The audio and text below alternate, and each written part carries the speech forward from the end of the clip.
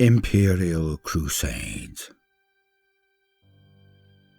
The Imperium of mankind stretches across the galaxy from north to south, from east to west. Its power touches the stars of over 1 million worlds. Yet, the empire of mankind is ever beset by its enemies, who are as multitudinous as they are terrible. Like a slowly rotting carcass, year on year, the Imperium has lost worlds to the predations of the Xenos, the mutant, the heretic. Yet when the need arises, when the will is present, often when there is simply no other option, then humanity, as one race, one people, say enough. And the Imperium of mankind raises its banners anew and strikes out in violent retribution. These events are terrible, and they are brutal, as they are holy, for they are called Crusades.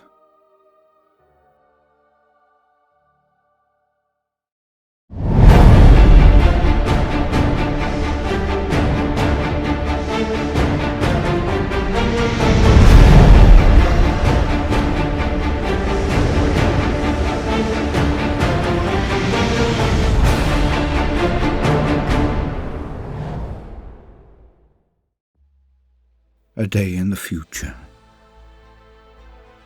My father was a dock worker, as was his father before him, and his father before that. But we were not always thus. Our line has been on this world for 1,000 years, yet everything changed one day, when the call went out. When our world was designated as a muster point, when the banners were raised. Before, we were people of the land, toiling hard from dusk till dawn. For the days here are hard, and the light itself can strip the skin from your face. Hence we worked on the loaders all night, slept in the days. That was before. When we created food for a dozen worlds around us. Now, those food supplies are brought from elsewhere, because we barely make subsistence anymore.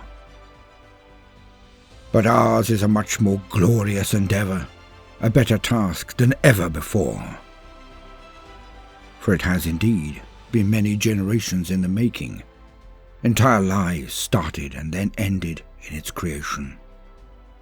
The millions of people on our world have all struggled, all worked until we dropped, all to one end, the one goal, to prepare.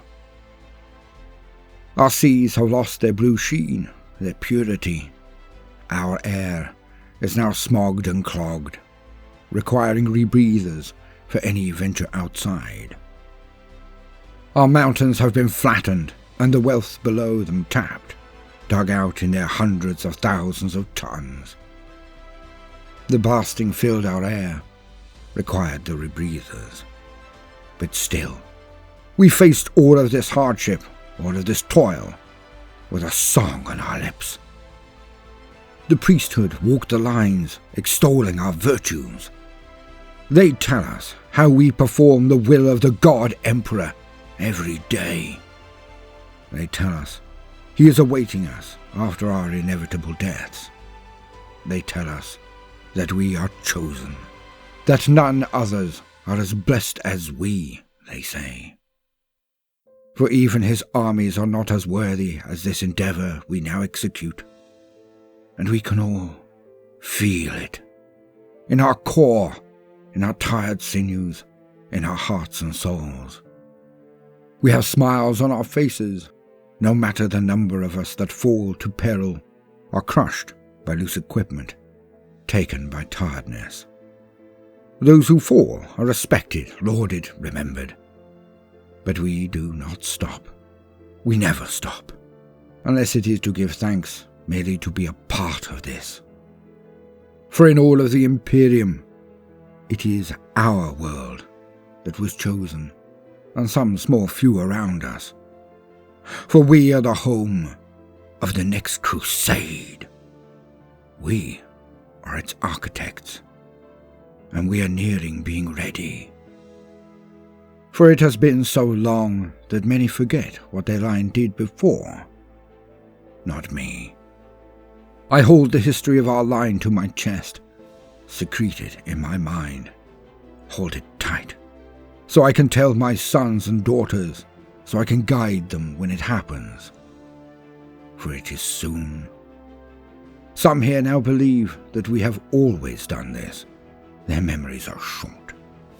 But when the day finally arrives, when our plowshares are turned to swords, I will be able to tell my sons and daughters of the changes we have already been through.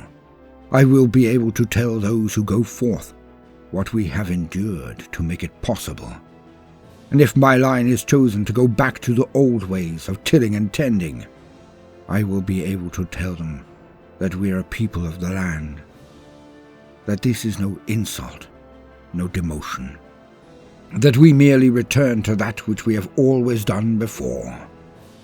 And it will be soon, for already the children we breed here are being shriven, reassigned. Not all are automatically placed within the factorums anymore. Thus we know the time we have awaited is nearly here. Perhaps it will be the generation of my children, perhaps the one after. I cannot tell, but I know it is coming to an end.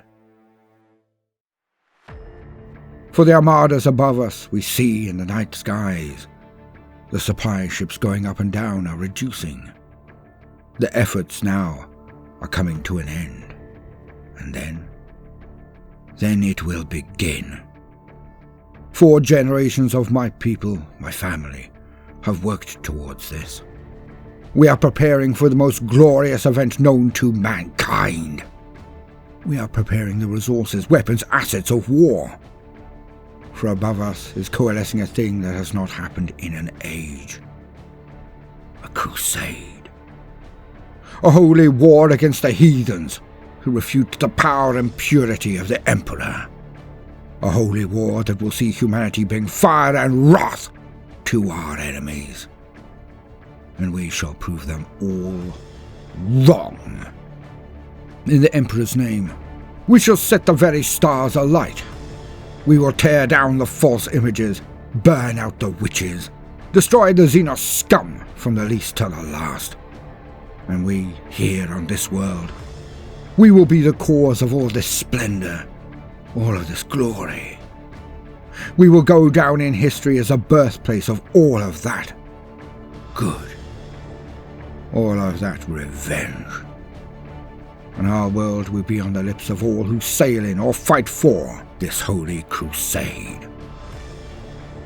I do not know if I will live to see the day, but I know it is coming. And what a day it will be.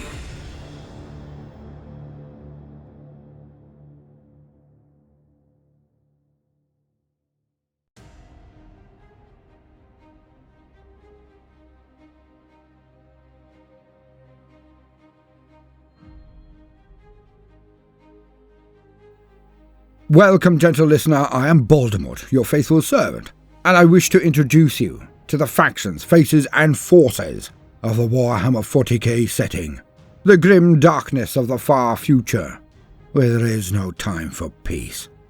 There is only time for war. Don't forget, we have a natural history and mythology channels now, links in the description. Our first whopping near hour-long video on Zeus is up, so go have a shufti. Now, let us proceed. For this week, we are to discuss a thing of terrible might and dark majesty, the Imperial Crusade. So, what is an Imperial Crusade? Most will state it is a collection of armies, the prosecution of a war, an attempt to reclaim the stars, or a massive mobilization to defend the realm. It may be all of these things, But it is one thing more importantly than anything else. Boiled down, it is one word. It is an act of will. For the Imperium is always under assault, both externally and internally. From Xenos, Neverborn or witches, but also from cultists, traitors and demagogues, separatists. And every single one of its warriors is required merely to hold back the tidal waves of threats that constantly bay at the walls of the Imperium. There is little fat on the bones, few reserves to be used, and those are permanently stationed around key locations and systems that the Imperium simply cannot lose. There is no vast surplus of fighting men and women who can be thrown away. Yes, the methods of war the Imperium employs are a horror beyond belief to anyone of our time. In any other time, actually. Yet these resources are not squandered. They are not wasted. In the calculations of war, the logistics by which they employ and divvy up the weapons of war, there can be no miscalculations. Mistakes can lead to entire systems and tracts of the Imperium capsizing and devolving into barbarism or subjugation from Xenos or other enemies of mankind. Yes. Much is made of the lack of clear and concise communication.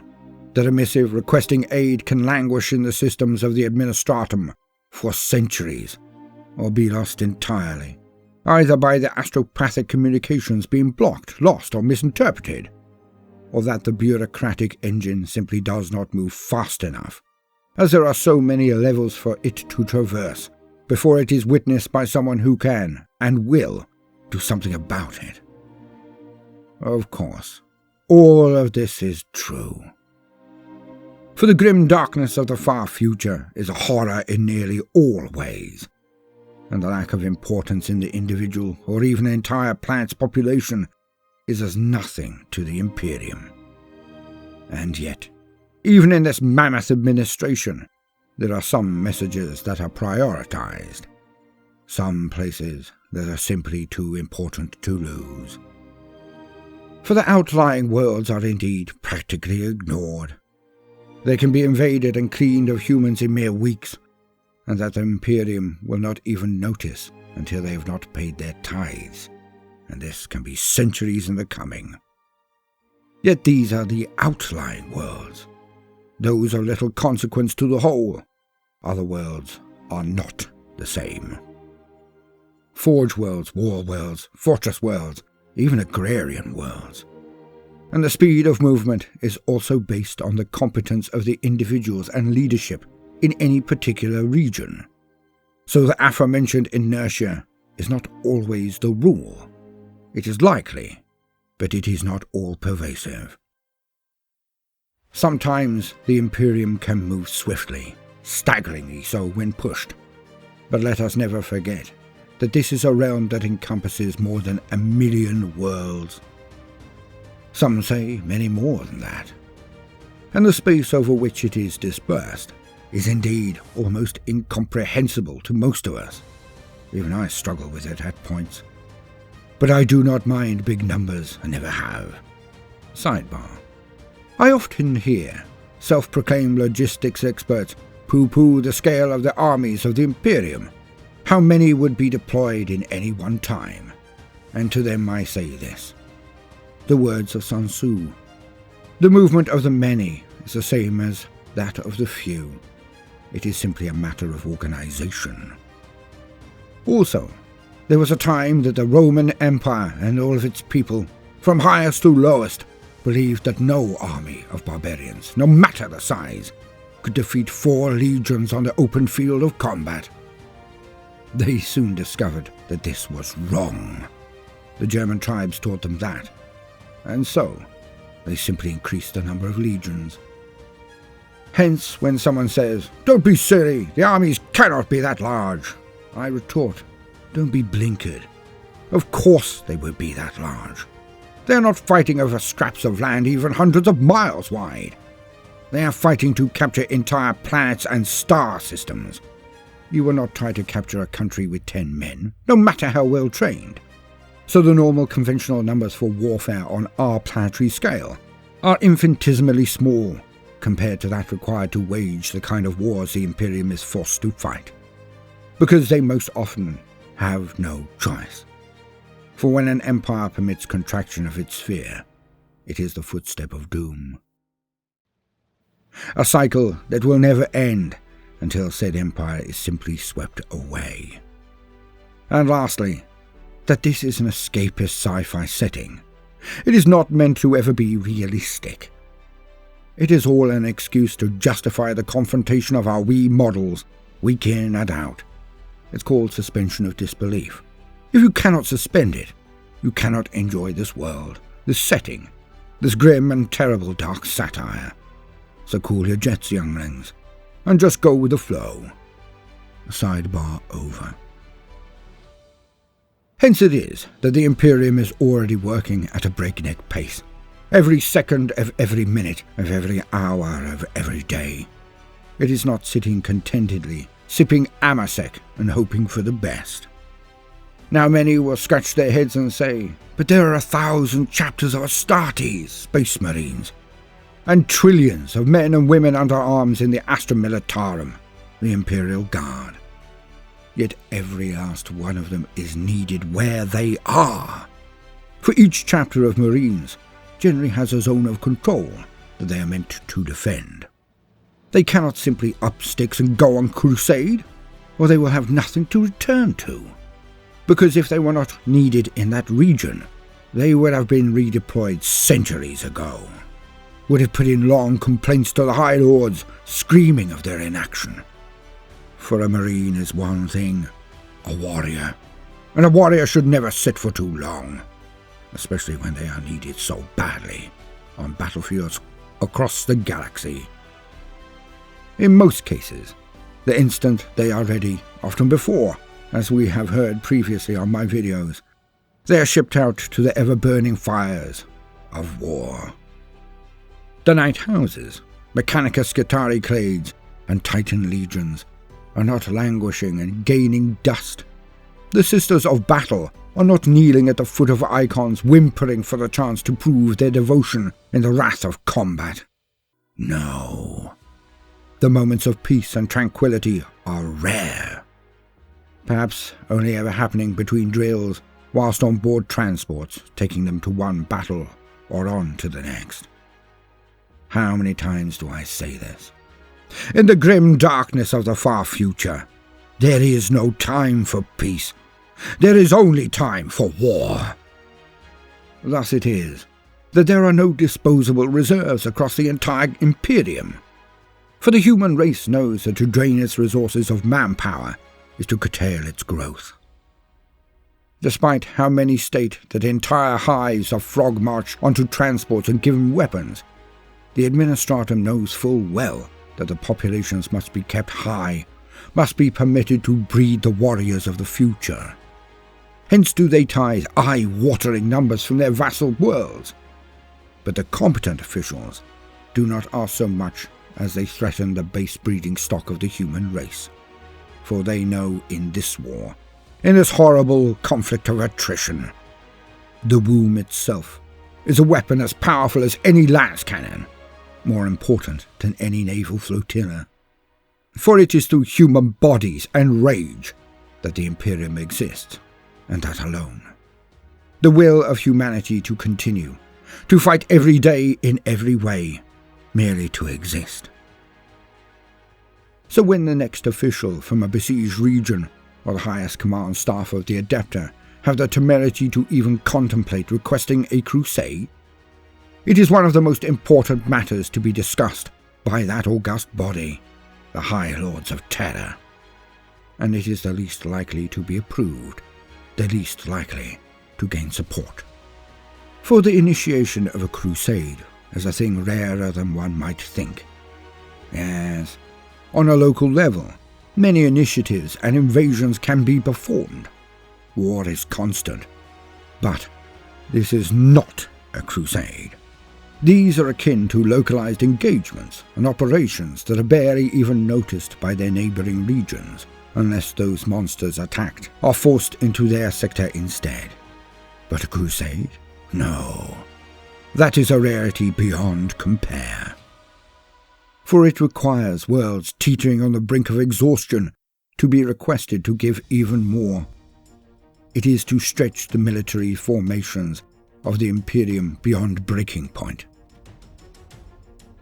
Every single chapter of Marines recruited must be backfilled by the others near their locus of control, asking those remaining chapters who already have huge turfs larger than their capacity to effectively defend to expand their operations even further. The legions of the Titanicus and Knightly Houses are requested to send gods of war that may never return, things that have been in their safekeeping for millennia and that can rarely or never be replaced. It is to ask regiments to rush-train cannon fodder, White Shield regiments in abundance, or to see support to existing theatres of war, to give up their men and women to the stars through lack of support. It is to ask harried admirals to reduce their activity, to give up vast swathes of vessels, from troop transports to ships of the line. And all while the pirates, Xenos or Chaos warlords are no less eager to raid shipping, cutting the very life's blood of the Imperium. It is to ask the battle fleets to either give up some of their number or to not receive replacement ships for decades, if not centuries. It is to ask shipyards to double their output of combat and transport vessels. It is to ask the planets designated as support for the Crusade to also increase their output. And all of these requests have cost them blood. For they require the horrific practices of the Imperium to become even worse. For the factorums are mining to become even more slipshod and dangerous to all involved, just to make the required quotas.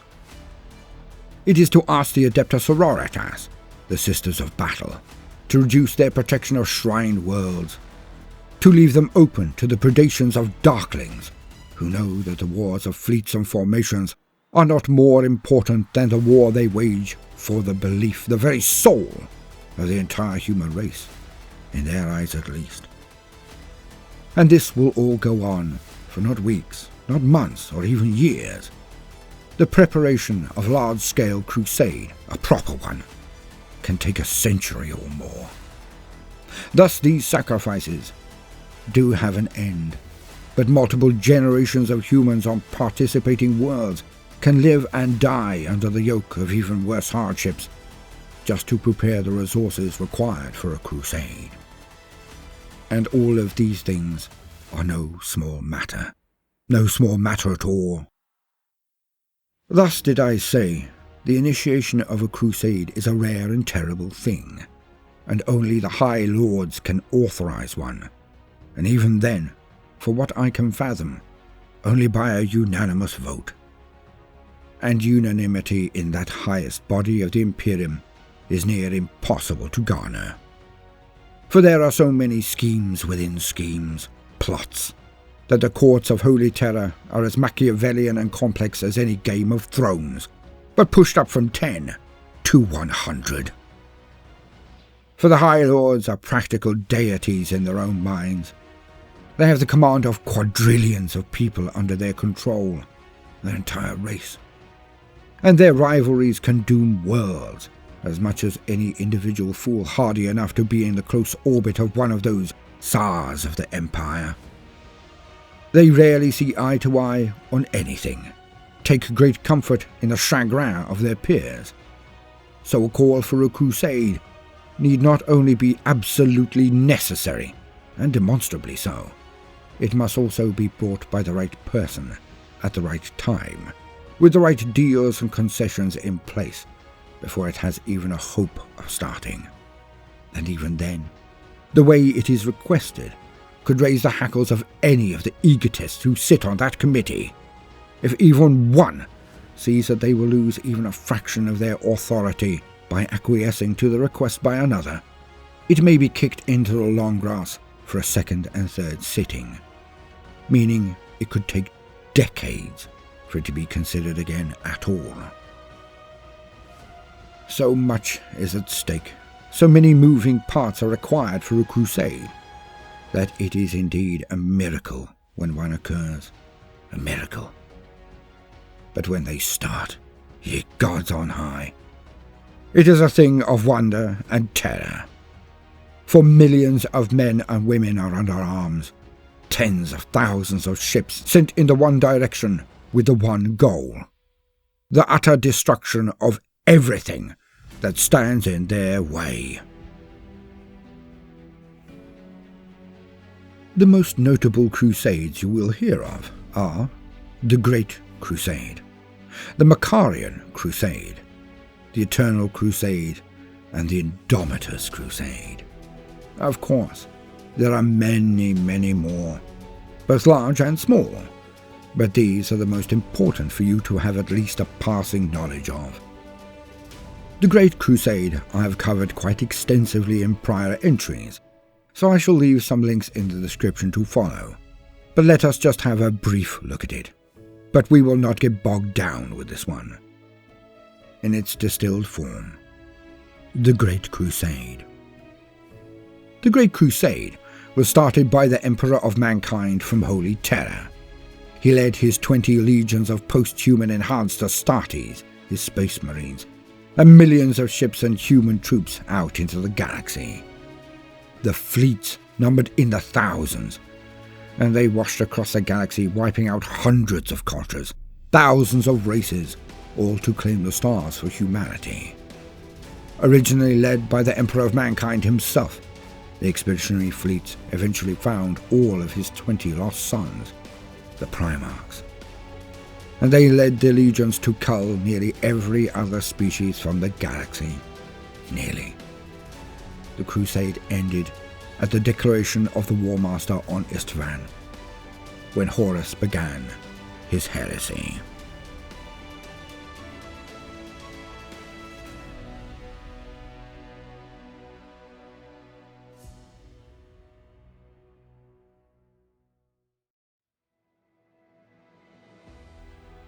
The Macarian Crusade.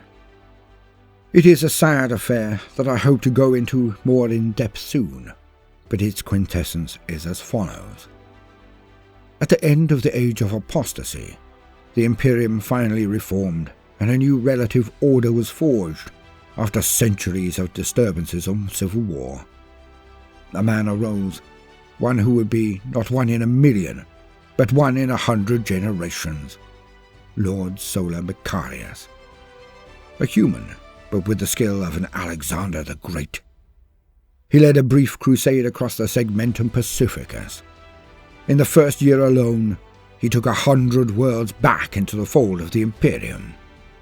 In each year, he gained successively more and more. Thousands of worlds fell before the Macarian Crusade.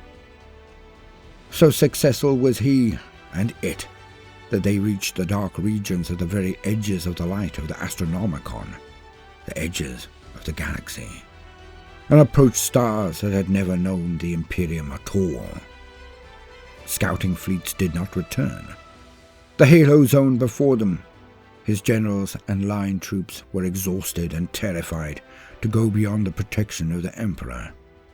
Thus was Macarius forced to declare the Crusade a victory and return to the realms of man. Alas, he died.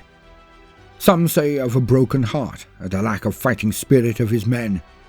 Some say that he died of drinking, like Alexander. In any case, the same thing as historically happened occurred again when Macarius died. And the regions taken in the Crusade went largely into lawlessness and civil war, as the generals of the Crusade claimed fiefdoms as their own. Yet it was a magnificent success, and his funeral was a thing of pomp and circumstance, and at least the Xenos had been removed from the region.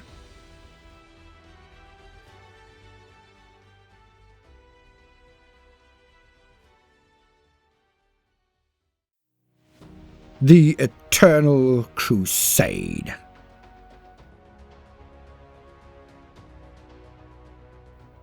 Mounds.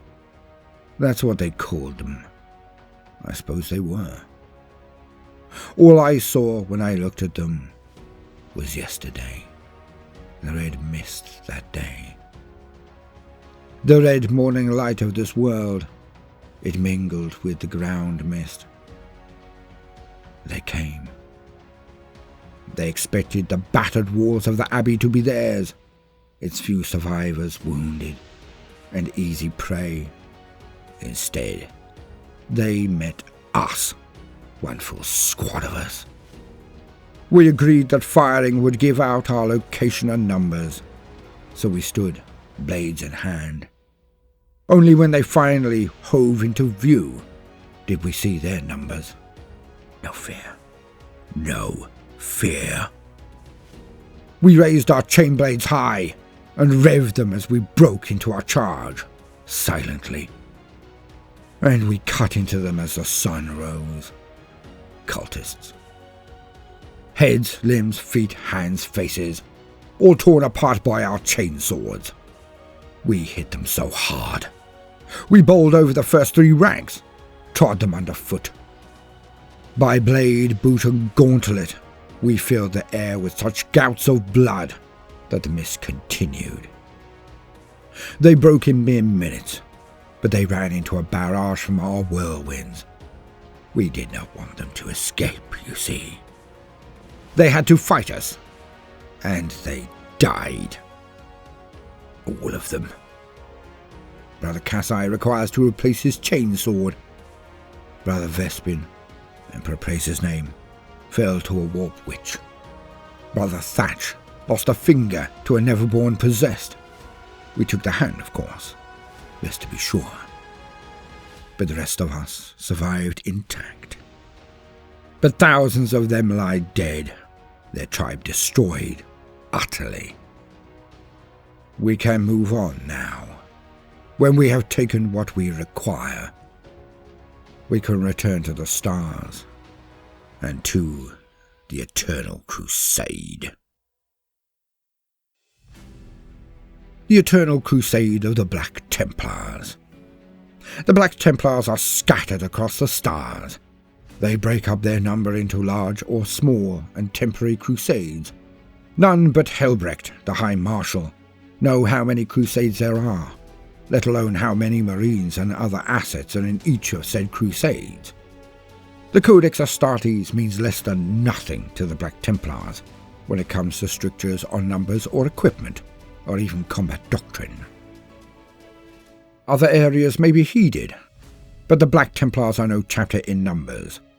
Some believe they range in the 5 or more 1,000 battle brothers under arms, but those numbers do not take into account their strongholds and their garrisons and neophytes across the length and breadth of the Imperium.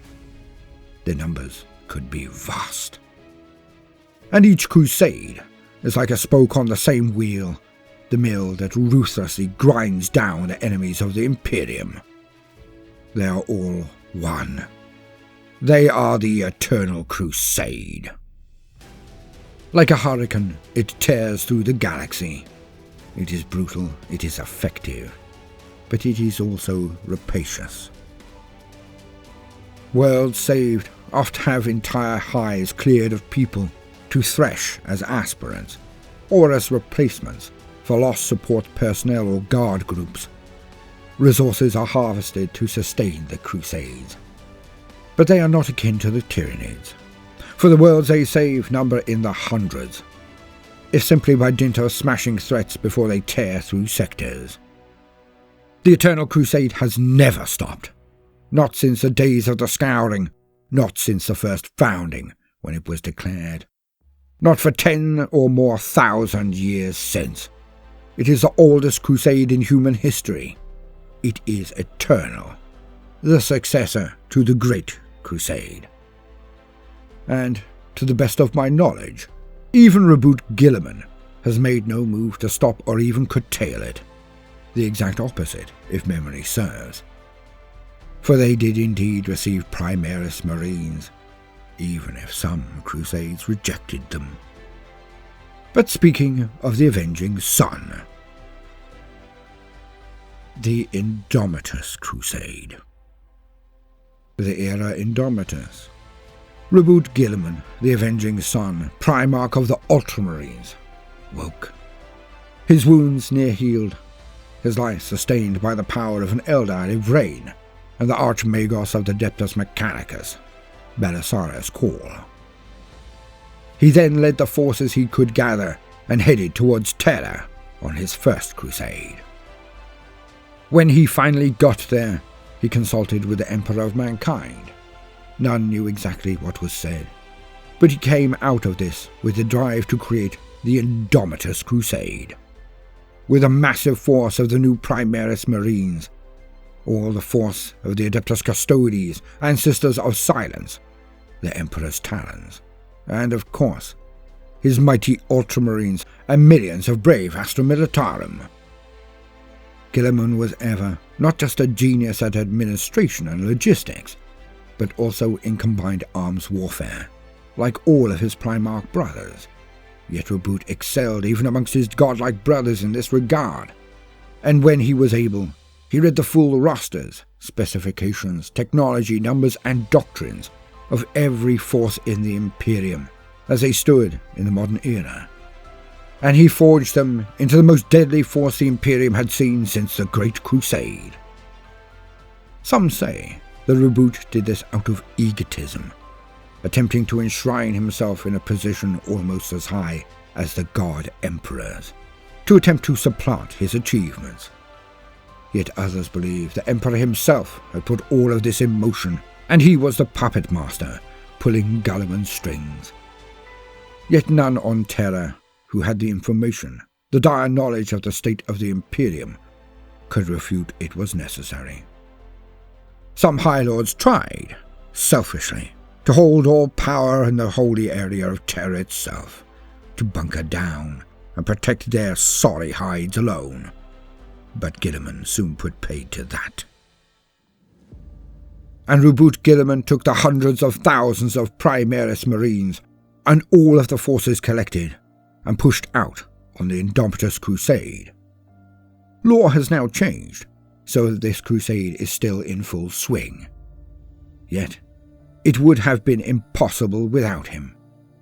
Even had Call given up his treasures earlier, even if the Imperium had such numbers and power at their fingertips, it might still have taken decades or years at the least for them to mobilize to the extent of being able to support any crusade, let alone one of this magnitude. For any Primarch was a force of nature and a child of war. They all knew how to wage it, how to prepare for it. Yet Reboot was always superlatively skilled at logistics. Hence, he set off on his crusade. The first stage was a smashing of Xenos, traitors, and Chaos forces on world after world. The Imperium had not won, but it had been stabilized. The new lines drawn. It now had a fighting chance at the very least, and Reboot dispersed much of his power across the stars in the form of newly founded chapters of Primaris Space Marines. And every existing chapter that still remained was brought back up to fighting strength with them, if not engorging them over codex numbers. But this was rare, as most were teetering on the very edge of the precipice when the Cicatrix Maledictum tore across real space, for all the legions of hell marched out of it. Now Reboot is still leading his Indomitus Crusade to reclaim the galaxy. His attempt to not just shore up the Imperium, but to wrest it from danger permanently. He has two different realms to try to save, so it will not be easy. Both the Imperium Sanctus, when the Astronomicon still shines, and the Imperium Noctis, the Dark Imperium, where travel is even harder and more dangerous, and the powers of evil are rife everywhere. For there, the light of the Astronomicon does not shine. In this area, he has left Dante, the chapter master of the Blood Angels, as its regent. A hard task. But, truth be told, there are no broader shoulders in all of the Astartes. Or will the avenging sun do the impossible yet again? and lead humanity into a new golden dawn. I have been Voldemort, your faithful servant. A reminder that we have other avenues of entertainment in the description. But yet, it is all just light entertainment, there for when you need it, to ease you after a long week of work. Thank you for your precious time. Now, no matter what you do today, do try to make some time for fun. Toodaloo.